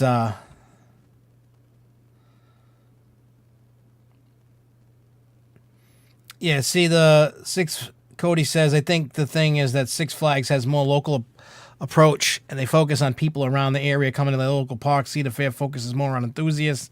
Oh, yeah or no. It could be a sleeper hit. I think it might have opened before Memorial Day. I mean, think about it. They already have the building. They just have to rewire it. I mean, that building had the similar ride in it. It had Kryptonite, which was Joker's wild card, in there already. They just have to rip out all the Justice League crap, put in the new crap, and then you got crap. Well, I don't think it's going to be crap, but even if it runs slower, I mean, it runs just as fast as Great Escapes. It's going to seem faster, and the reason why is because you're indoors, in the dark with lighting and sound. It's going to pump you up, and it's going to seem a little faster. I mean, when you're in the dark and things are moving and lights and stuff, it's all an optical illusion, and you could keep it at the same speed. You know, they don't want people puking all over the place all the time, so we don't know what's going to happen. But you can get it enough to go to make it feel like, whoa, you know? And we'll see. I think it's gonna be fun. Like I said, it's a step in the right direction to getting a dark ride. That's what it is. It's all about. Your girl goes getting detention for being late. That's so funny. Tell your girl I said what's up. She's nice. You two are like a match made in heaven. You guys like hockey. You guys like the parks. You guys chill out like that. I see big things for you two. Big things. Big things. I call it now. Big things. Big things. But yeah, so I think Cyborg's going to be awesome. Cyborg, I think, is going to be fun. It's going to be awesome. I'm hoping that we can figure out a way to get people to go and go to the events. I mean, now think about it from this point of view. Now, I get it. People have their reasons why they don't go, why they can't go. And I'm not knocking anybody for that, but I'm going to tell everybody this that watches that. So tell a friend this. If you want a Riding of the Bull caliber awesome event, you need to support the events that you have now. Whether you like them or not, but by showing support, growing in numbers. If you want that event, that's how it happens. It's like a grassroots movement. You want it to happen, you got to keep working on it, and you got to do it. You want change, you got to help to make that change. Nobody's going to hand it to you. Nobody owes you nothing. The park owes you nothing. The park gave everybody last year a free event with a snack, 2 hours of skip the line passes, and behind the scenes. They could have charged you $30-$40. You know what I'm saying? And been like, yeah, that's what you get for $30-$40. No, they did it for free. You know what I'm saying? Like, for free, I'm okay with that. Yes, we do, Mr. Theme Park New England, Mr. Sean. We need to hang out. I keep saying that. But like I'm saying, if you want a bigger event and you want that awesome event and you want that awesome ERT, support the events that you get. Grow in numbers, get your friends to go, whatever. Get your turtle to go, get your dog to go, get everybody to go. And the more that you grow the event and the more it gets bigger, then you're going to get what you want. But if you sit there and complain and act like an entitled brats with your hand out and you don't, you know, it goes both ways. You know, like I said, I'm not defending anybody or anything. This is just my brain. You know me and my brain and my rants. I want a big event at Six Flags New England. I think the region can support it. I think members of ACE can support it. I don't know why they don't. I mean, I get it. Not everybody can afford to go to everybody's event. You got to pick and choose your battles. I get it. I'm not hating at all. I get that. But if you want these big events, you can't be sitting there acting like a grouch or entitled little, you know, whatever, and go, gimme, you owe me, you owe me. Nobody owes you nothing. You want it, you work for it. So you want the event, you support the events you got. Does you support the events and then you add, you know, you get the attendance up. You know, if you can get 200 people in an event, guess what? You're going to get your event. You're going to get a crazy event. You don't come, and then you complain. We don't get it. I used to be a complainer. Why don't we get it? Why don't we get this? Why don't we get that? I'm willing to pay for it. I'm not expecting anything for free. You know what I'm saying? Hey, I'm just saying. So if you want to complain but don't want to support it, I don't want to hear it. Like, I get it. People complain, I don't want to pay for food because I got a dining pass. Guess what? You go to Riding in the Bull or you go to any other one, it includes a meal. Even with the dining pass. So I don't want to hear that. That crosses that excuse out the window. If the event is good and we're getting like the things that we want, if they can set up an event like Riding in the Bull, only up here with, you know, like Wicked Cyclone and Superman or whatever, then, you know what I mean? You get your food, you get your behind the scenes, you get your ERT. That's all we all want. We want to go see all the secret stuff. We want to go have the cool events. But if we don't support if we can't get the people, you're never going to get it. So complaining about it does nothing. So we need to stand up and fight for what we want. So I'm telling everybody that watches this, if you want a great event, then stand up and fight for that event. Go to events. Show up. Attend. It may not be the best event on the planet. You know, I used to be a big complainer myself. But you know what I do? I go to the events. I can take an event maybe that I don't like as much and still turn it into fun. It's all the people you surround yourself with. It's what you're doing with it. Exactly! Double the food! I'm with you on that, DJ Dog. He says, I like events with food, even if I have the pass, because double food. Sometimes I don't double the food. Sometimes I do. Depends on my day and how I'm feeling that day. But yes, that gives you even more reason. You can double, triple your food. That's what I'm saying. Like, I mean, I get it. Like, if you can't, like, look at Sean's case. He doesn't have a car. He takes a bus or somebody picks him up or whatever. Like, he can't just, like, he has a different case. But if he can get there, he takes a bus, he gets a ride, whatever. Like, however he gets to the park, that's how he gets to the park. I give him a lot of credit. He goes to parks and stuff without a car. You know? And I get that.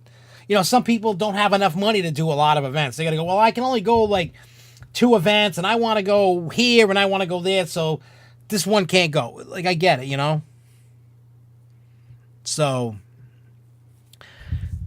RMC Raptor might be tallest, fast steel coaster for Great Adventure next year. Have you heard tallest, fastest rumor during Riding on the Bull event at Great Adventure? I didn't hear any rumor about it. They didn't talk. I didn't hear anything about it next year. You know, I don't think they would talk about that. And I don't think it's going to be the tallest and fastest steel coaster that they got there. Maybe the fastest single rail. You know, they're not going to build over 450-foot Raptor track.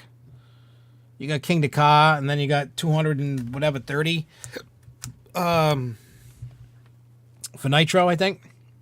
Something like that. So it could be the tallest. What's the tallest Raptor right now? 160, 70, 40? I forgot what the hell it is. 180? Yeah, I don't remember. I don't remember what Wonder Woman or the one at California. The one over in California there. California Great America. That's what it is. I don't know what their... I don't even know what the hell they named theirs. But regardless, I don't know how tall either one of theirs are.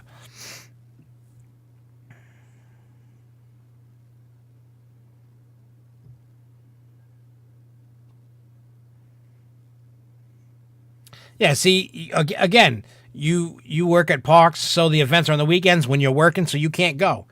Totally understandable. You know, it's like you work at a park, that's where you make your dough, that's where you make your money. Do you want to take that time off to go to an event, or do you want to make money? You know what I mean? Someone like you, I can see you progressing and going up the ladder in the amusement park industry. So, yes, you want to go to events, but it's not that's it, Railblazer. All right, so 110 feet. So maybe they're going to make 120, 130 feet tall. If they're going to make one. I don't know if that's what they're getting. I haven't heard really much. Everything's going silent right now. It's off season. Everybody's worrying about this year's attractions right now. But put it to you this way. Once everybody gets to their media days for all their rides, that's when you start hearing about next year. People, parks don't want to talk about next year. Parks don't want to talk about 2020. Don't even ask them about 2020. They don't want to hear that right now. They're focusing, they're marketing, they're pimping it out about 2019. But trust, once we find out, of course we're going to talk about it. But right now, if you go and you ask the park about it, they're going to tell you, shut the hell up. We don't care about 2020. They want to talk about today. They want to talk about what's happening this year. Are there any eating competitions? The only eating competitions that I've seen are probably like cockroach eating. They should do some kind of eating competition. See, already there, went to any interview today for another promotion. See, I can see you and there's a few others in here that I know that like work at parks, you know, and other people that I know that work at parks that they're just going to be in this industry forever. They're going to just keep climbing. Eventually, you guys are going to be like the Pete Carmichaels and the John Winklers and, you know, and then you become CEOs. I couldn't partake in that. I can't eat clam cakes. I'll be very sick if I eat those. Why can't it be something good?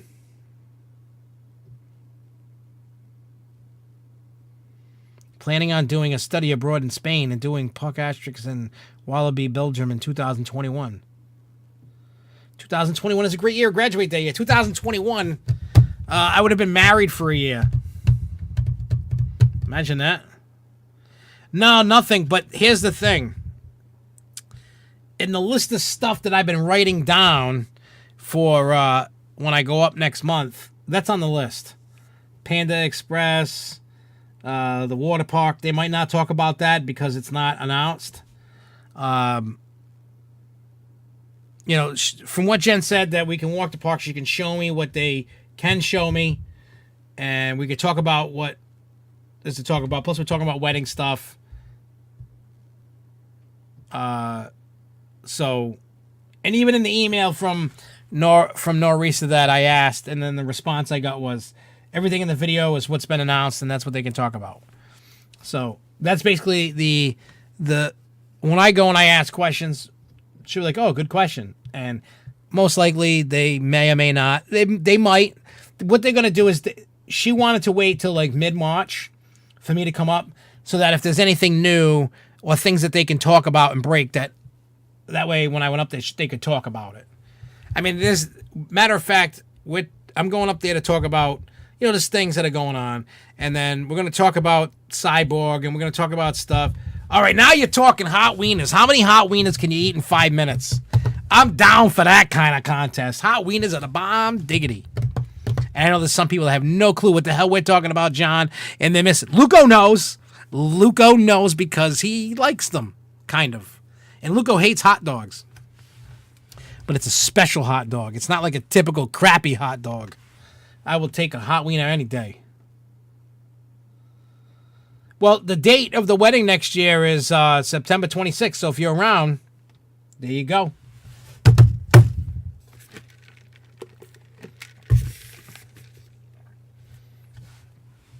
Yeah, but Eli, do you know what a hot wiener is? That I'd like to know if you know what a hot wiener is. And we're not talking about, you know,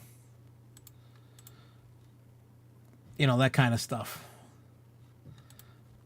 All right, here's a good picture. I hope I can put this picture on there.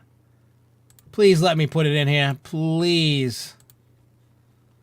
I'll be upset if I can't put the hot wiener picture. Where did it save? Oh. Hang on, give me a second.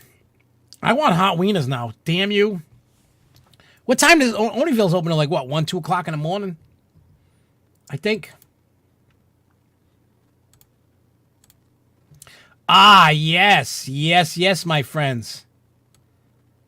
Ah. All right. For those that don't know what a hot wiener is, I'm going to show you right now. Check this out.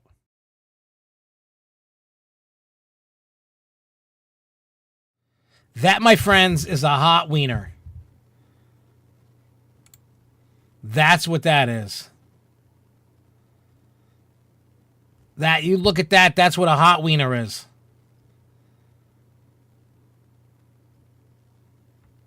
That's what a hot weenie is. All right, let me get that off there. It's making my mouth water. Look at that. Look at that.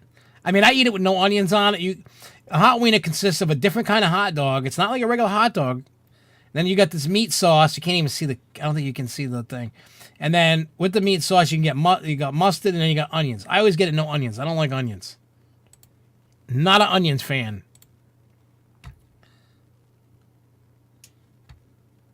Charles, I don't know if you ever had one, but next time you're in the area, and if you're down in Rhode Island or something, if we're kicking it or something, we'll go get some hot wieners. Yeah, celery salt. Yeah, it's not like a chili dog. It's different. And you have to go to Oneyville and Providence to get them. New York City shot dogs way better than New England's. I never even heard of a New York City shot dog. Ryan, have you ever had a hot wiener? Because, what is this? New York NYC shot dogs. What is they don't, are you just talking about hot dogs, not shot dogs?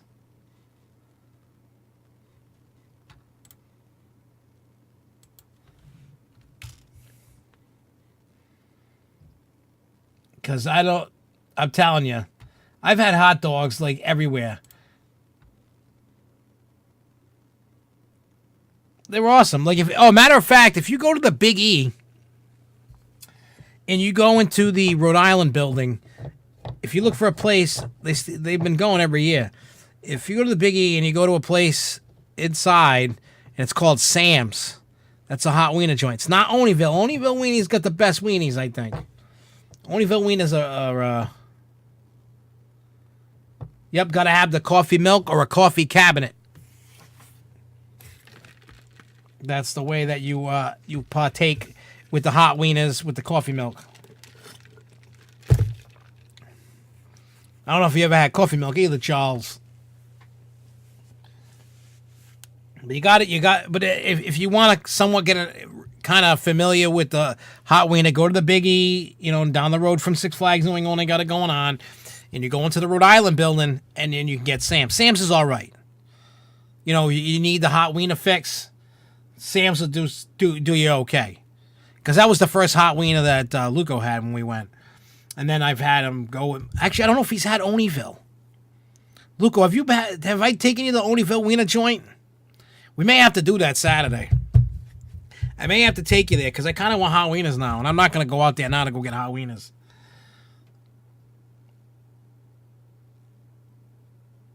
All right, coffee milk. This is funny. I love telling people about these Rhode Island things that nobody's got. Coffee milk. All right, you guys have heard of like chocolate syrup, like you put in your milk, right? You're making chocolate milk. You make strawberry milk, right? You want it to taste like coffee, just milk. A coffee cabinet is basically like a milkshake. A little different, but pretty much the same thing. They call them cabinets, shakes, but a coffee cabinet. Again, if you go to like the best place, the Oneyville Weenies place is right next to the arcade there, the Shelter in Providence. The place, that guy there, Mike, that I was always trading pinballs with all the time. That's where I got Tales from the Crypt from. Right next door to Oneyville is that's where Jeremy saw Shaggy 2 Dope. Was that club in Providence?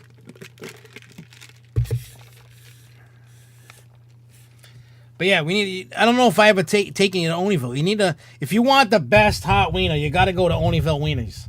You got to go into the ghetto in Providence, and you got to get the Oneyville Weenies. That's all there is to it, man. You got to do that. Maybe we should. You know what we should do, Luco? We should go Saturday. Go get some wieners, and make a video about going to get weenies. And then put it up, and then people can watch about hot wieners and coffee milk or coffee cabinet. I mean, Luco knows what coffee milk is. He knows what hot wieners is, which is funny, and a lot of you guys don't. But matter of fact, what do you call it? Guy Fieri did from what is it? Diners, Drive-ins, and Dives. He went to Onlyville Weenies, I think, and he one of the episodes he ate them. I would like to see that episode. I never seen it. I've heard about the episode, but I've never seen the episode. But yeah, that's something we should probably do. And then we could show Luco eating hot wieners, and then he can show his family back home what the hell kind of mess of food he's eating.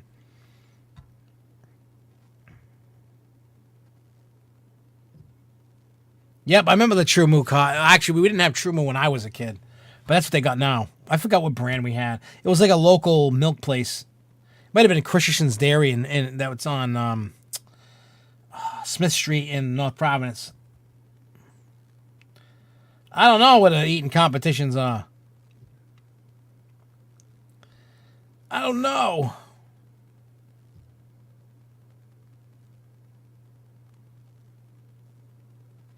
Well, instead of talking about the terms, I think I'm going to show. I think tomorrow. Not tomorrow. Saturday. Wake up Saturday and go to Oneyville. Go get some wieners. I don't know if Luco eats them all the way or not. So talking about food, I went to the New York FLD. What's the FLD?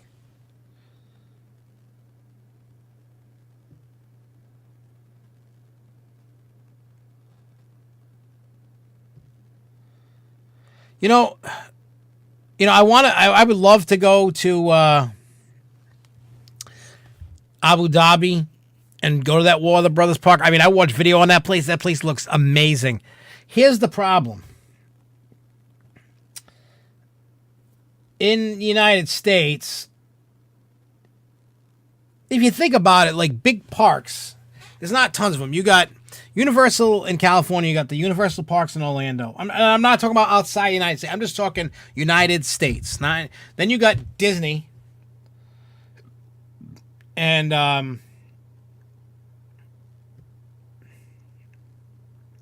mean, you got your Six Flags, you got your Cedar Fair parks, you got Dollywood.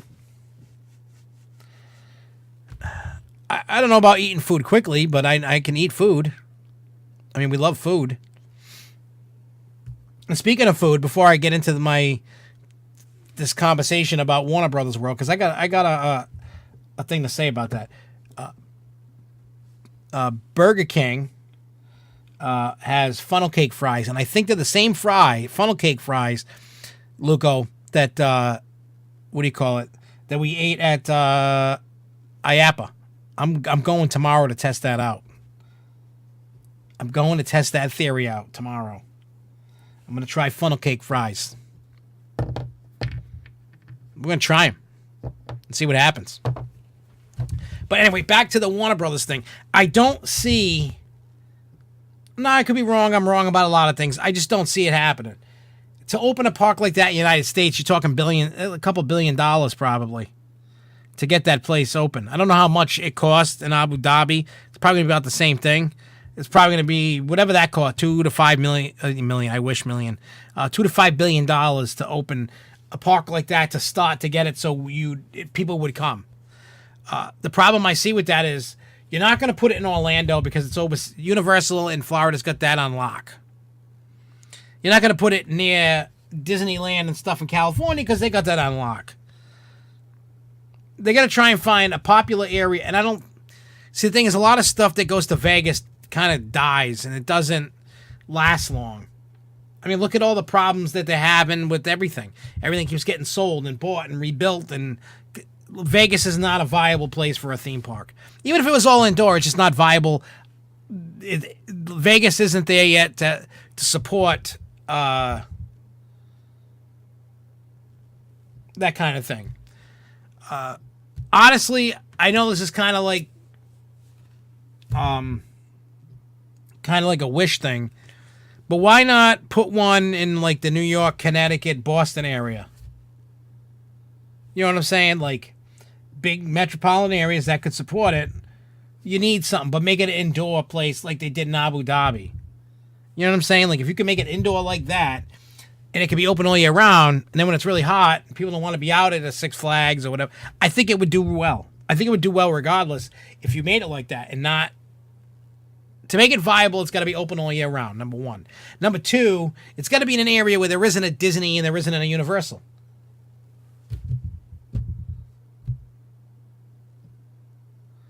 So, I'm just saying, I would love, it's probably never going to happen, but I would love to go, hey, you know what? Let's put this in the Northeast. Let's put this like in the New York area.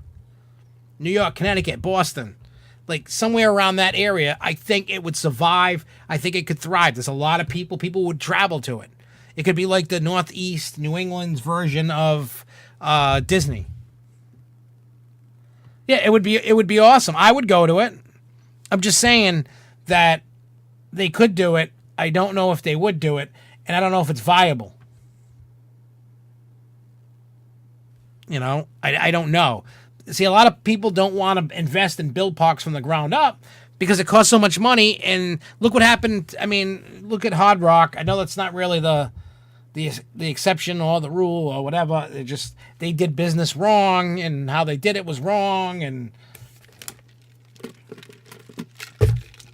trust me, there's probably been companies that looked into it, and they probably, because remember there was supposed to be a Lionsgate park that opened in Atlanta. Whatever happened to that? Nothing. People don't want to spend. Nobody wants to invest in America anymore. Nobody wants to take. If I had the billions of dollars to build something big like a Warner Brothers park, you bet your ass I would. I would. But that's me. You know? But, well, that's too small.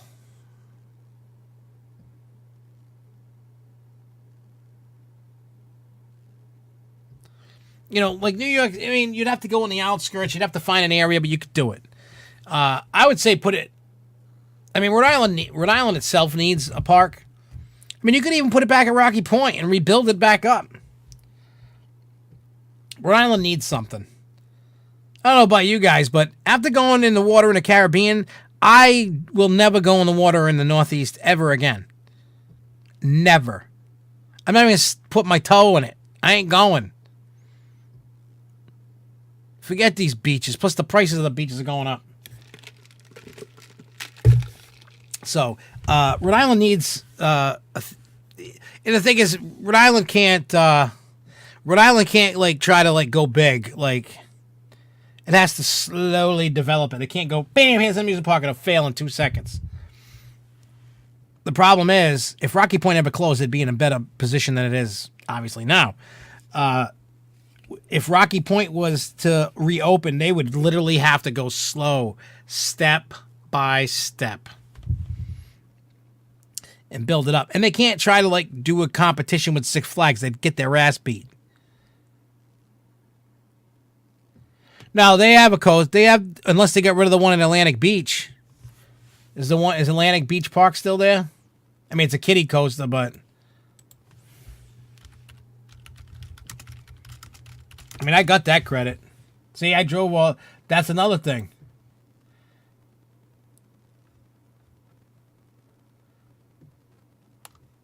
Do they still have the... Yeah, they still got the Dragon Coaster. I know it's a Dragon Coaster, but yeah.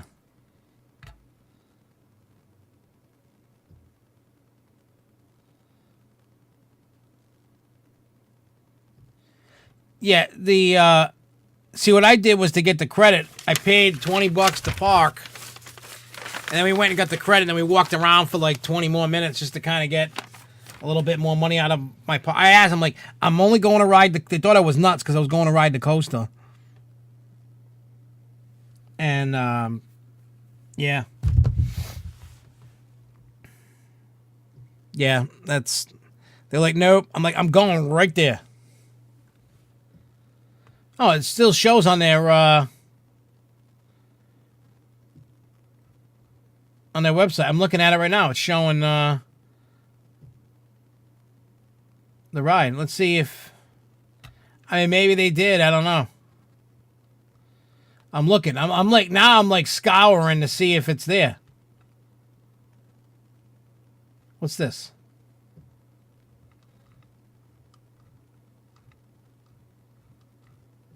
I'm looking. Bear with me a second. I think I might find something. I see lots of carousel stuff.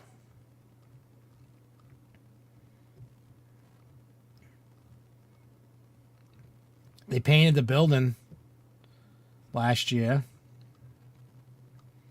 What, there was a whale? I mean, a seal? Huh, that's funny. What else they got? Whoa, what's that? Oh.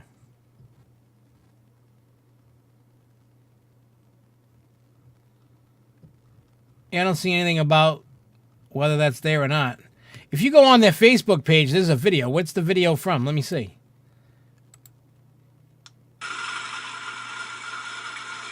Oh, that was...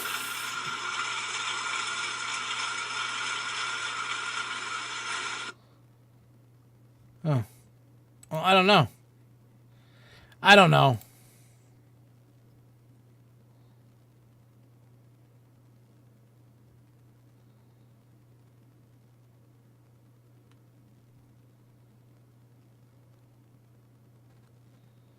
I don't think they're going to put a super loop back there at a Great Adventure. They'd be a fool. They'd be a fool. They'd be a fool. I even feel like the dynasty is starting to come to an end for the Patriots. Brady ain't going to be around forever. And trust me, I ain't hating. I'm a Patriots fan. But I just don't... Hey. You know what? You might be right about the coaster being gone. Hey.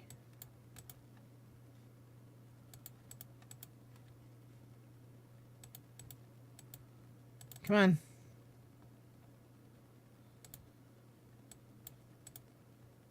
Yeah, I don't see the coaster in that spot. You could be right.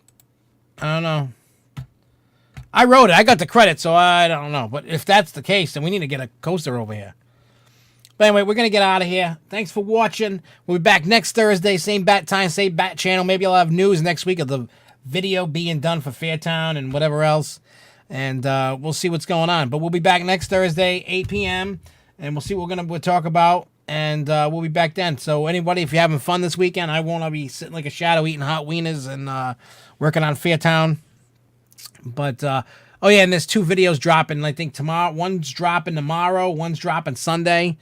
So keep a lookout for that on the YouTube channel. And if you haven't, make sure you hit the subscribe button. Make sure you like it, share it, make love to it, whatever you want to do. But we'll see you guys next week. Thanks for watching. Keep on coasting, y'all. Peace.